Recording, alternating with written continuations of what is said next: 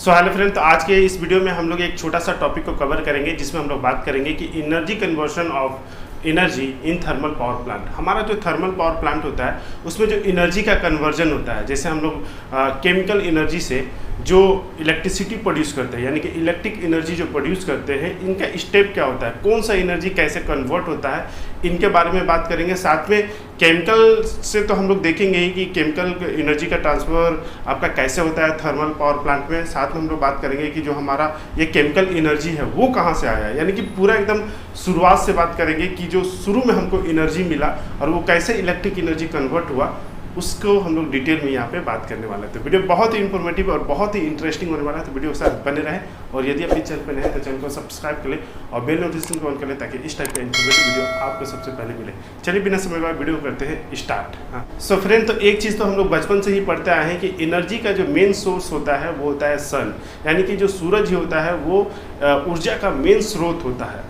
और हम लोग एक चीज़ और आगे की क्लासों में पढ़े हैं कि according to first law of thermodynamic, जिनमें अल्बर्ट आइंस्टीन ने सन 1907 ईस्वी में बताया कि कैसे एनर्जी को हम लोग क्रिएट नहीं कर सकते हैं। यानी कि वहाँ पर एक स्टेटमेंट हम लोग देखे थे कि energy can neither be created nor be destroyed, it can be change one form to another form. यानी कि एनर्जी को ना ही हम लोग क्रिएट कर सकते हैं, ना ही बना सकते हैं, और ना ही उसे डिस्ट्रॉय कर सकते हैं, यानी कि ना ही उसे हम ख़त्म कर सकते हैं। इसको हम लोग क्या कर सकते हैं, तो एक एनर्जी से दूसरी एनर्जी के फॉर्म में हम लोग इसको ट्रांसफ़र कर सकते हैं, कन्वर्ट कर सकते हैं।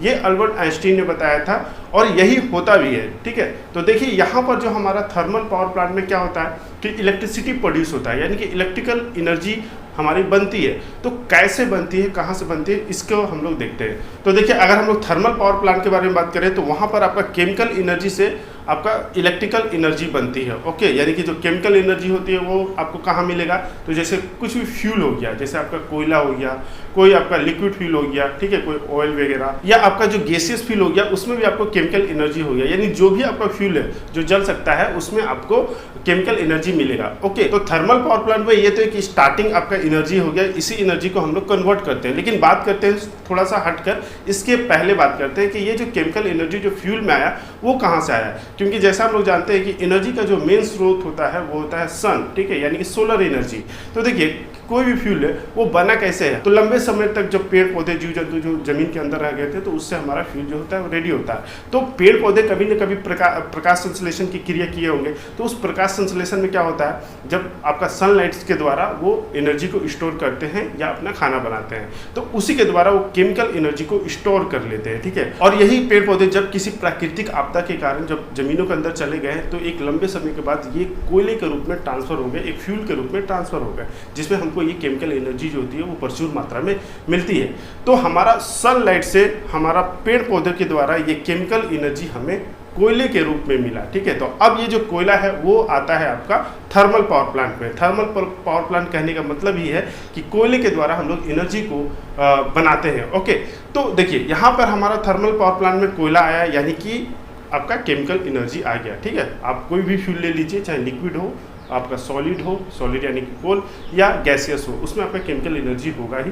तो इस केमिकल एनर्जी को अब हम लोग ट्रांसफ़र करते हैं थर्मल एनर्जी में।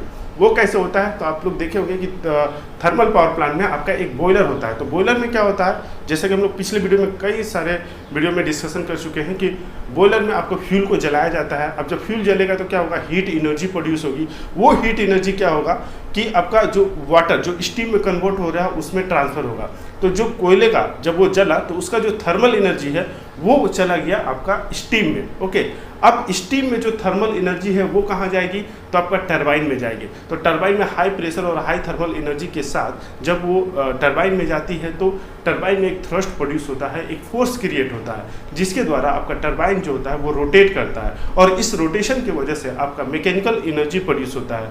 तो अब आपका थर्मल एनर्जी से मैकेनिकल एनर्जी जो है वो कन्वर्ट हो गया, और टरबाइन के शेफ्ट से ही आपका जनरेटर का शेफ्ट जो होता है वो जुड़ा रहता है। यानी कि टरबाइन जब रोटेट करेगा तो आपका जनरेटर का शेफ्ट भी रोटेट करता है, जिससे अल्टरनेटर की मदद से इलेक्ट्रिसिटी प्रोड्यूस हो जाती है। देखिए यहाँ पर जो मैकेनिकल एनर्जी थी, यानी कि जो टरबाइन रोटेट कर रहा था और जब जनरेटर का शेफ्ट जुड़ा हुआ था, तो वही जो मैकेनिकल एनर्जी जो थी वो आपको जनरेटर के शेफ्ट को रोटेट करने में मदद की, जहाँ से आपका इलेक्ट्रिसिटी प्रोड्यूस हुआ। तो फाइनली हमारा जो इलेक्ट्रिसिटी जो होता है वो मैकेनिकल एनर्जी के द्वारा आपका प्रोड्यूस हो गया। तो इस तरह से थर्मल पावर प्लांट में केमिकल एनर्जी से इलेक्ट्रिकल एनर्जी प्रोड्यूस होता है या कन्वर्ट होता है। ओके, और यही जब इलेक्ट्रिसिटी जो है वो प्रोड्यूस हो जाती है तो इसको ट्रांसमिशन लाइन के द्वारा डोमेस्टिक या कमर्शियल पर्पस के लिए जहाँ रिक्वायरमेंट है वहाँ भेज दिया जाता है। तो इस तरह से हमारा थर्मल पावर प्लांट जो होता है वो वर्क होता है, इसमें एनर्जी का कन्वर्सन होता है। तो आई होप कि ये छोटी सी जानकारी आपके लिए हेल्पफुल रहेगी। बाकी वीडियो कैसा लगेगा कमेंट बॉक्स में जरूर बताएं, और वीडियो इन्फॉर्मेटिव लगा तो प्लीज़ वीडियो को लाइक जरूर करें। आपका एक लाइक हमें ऐसी और कई सारे इन्फॉर्मेटिव वीडियो बनाने के लिए मोटिवेट करता है। आई होप कि आप इसे समझोगे। मिलेंगे नेक्स्ट वीडियो में, तब तक के लिए जय हिंद।